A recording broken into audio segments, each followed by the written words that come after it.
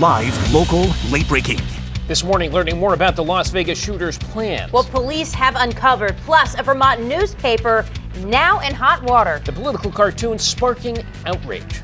NBC 5 News Today starts now. Good morning. Coming up on 6:30 this Thursday, October 5th. I'm David Schneider. And I'm Vanessa Bashine. Before we get to those headlines, Caitlin Napoleone is standing by with our wake-up weather. And you know, if we had to have rain, it was nice to have it at the time we did yesterday. It didn't really ruin that many plans. Yeah, I mean... 6:30 now this morning, the Las Vegas shooter's girlfriend speaking out for the first time. Mary Lou Danley releasing a statement read by her attorney yesterday denying any knowledge of her boyfriend's plans. Meanwhile, there are new details in the investigation into what exactly happened on Sunday. NBC's Jay Gray now reports. Jay Gray, NBC News, Las Vegas. Well, country music singer Jason Aldean says he is not ready to go back on stage quite yet, and of course, understandably so. He's still coming to terms with what happened in Las Vegas. Now, Aldean and his band were on stage performing when the gunfire began, and the singer posted on his Instagram account describing the emotions that he's been going through: anger, fear, heartache. He's canceled concerts in LA, Anaheim, and San Diego this weekend, calling it the right thing to do out of the respect for victims.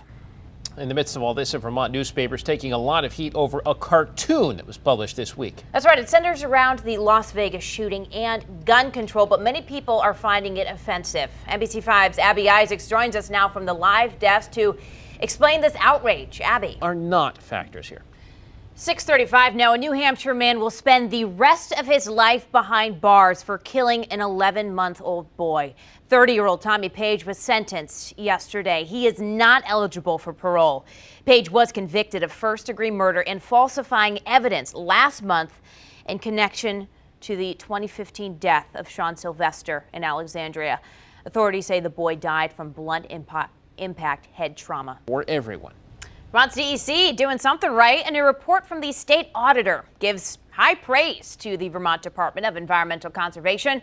Now, auditors studied a full year of complaints received by several divisions within DEC and then followed up to see how many of those were addressed or fixed or what formal enforcement action was taken. These are cases involving wetlands, solid waste, and wastewater divisions. Now, overall, 94% were properly completed. Now, Hoffish said this kind of audit is exactly what you hope for, and suggestions his team did come up with, DEC managers said they will now put into place. Well, hundreds of Vermonters showing off their pride to buy local on the lawn of the State House. Now, what began as an event catering to state employees is now open to the whole community and features dozens of farms and food vendors, which offers samples of ice creams, maple products, apple ciders, and other locally sourced goodies.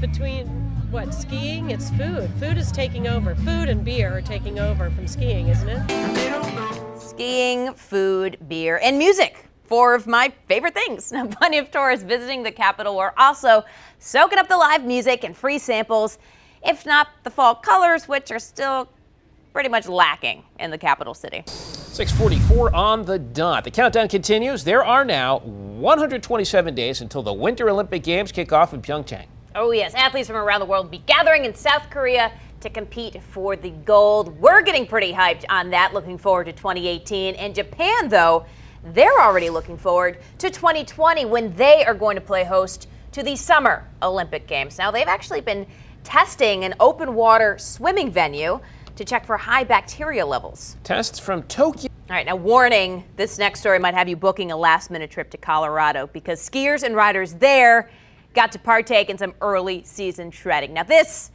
is not fair. Come on, these guys are out in t-shirts enjoying the more than foot of snow that fell just outside of Denver. What I wouldn't give to be doing that right now. Now, most resorts not open for the season quite yet, but that did not stop these people from enjoying the backcountry. Well, this just way too close of a call when police were called to an Indiana brewery for a robbery. Now check this out. What looked like an armed robber comes out of the building. The officer fires a shot, yelling at the man to drop the weapon. But this is not a burglar. This is actually an actor in a movie shoot. That gun was not real. Now luckily, no one was hurt when the officer fired his weapon. And Hopefully the production company learned a little lesson and will tip the cops off the next time they plan a shoot.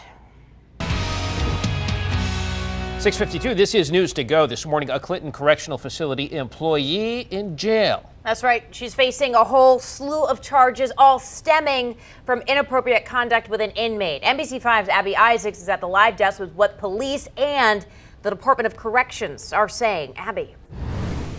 Thank you, Abby. 6:54 now, and as we learn more about Sunday night's massacre in Las Vegas, the gun control debate has a new subject: bump stocks. It's what the shooter Stephen Paddock used to effectively convert semi-automatic rifles into fully automated weapons. This on the same day President Trump visited. 6:55 in the wake of this shooting, outrage is now erupting in Vermont over a cartoon. Was the outrage warranted?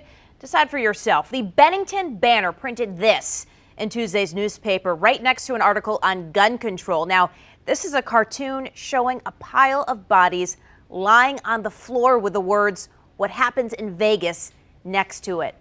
Of course, among the 58 killed in that shooting was Sandy Casey, a 35-year-old teacher who grew up in Dorset, Vermont. So, of course, this issue hits too close to home. The newspaper, though, posting an apology to its Facebook page. 6:56. If you plan to travel through Stowe soon, you might want to listen up. V-Trans is shutting down Route 100 this morning at 9 a.m. in about 2 hours to replace a culvert just south of Old Farm Road. Now, a detour will be in place, and they hope to have the road back up open by Saturday. Now, Nice today, though. Yeah, beautiful. About into the week. All right. Thanks, Caitlin. Thank you so much for joining us here at NBC5. We sure hope you have a great day. Yeah, we'll check you back here in half an hour for more news and weather. Coming up next is the Today Show.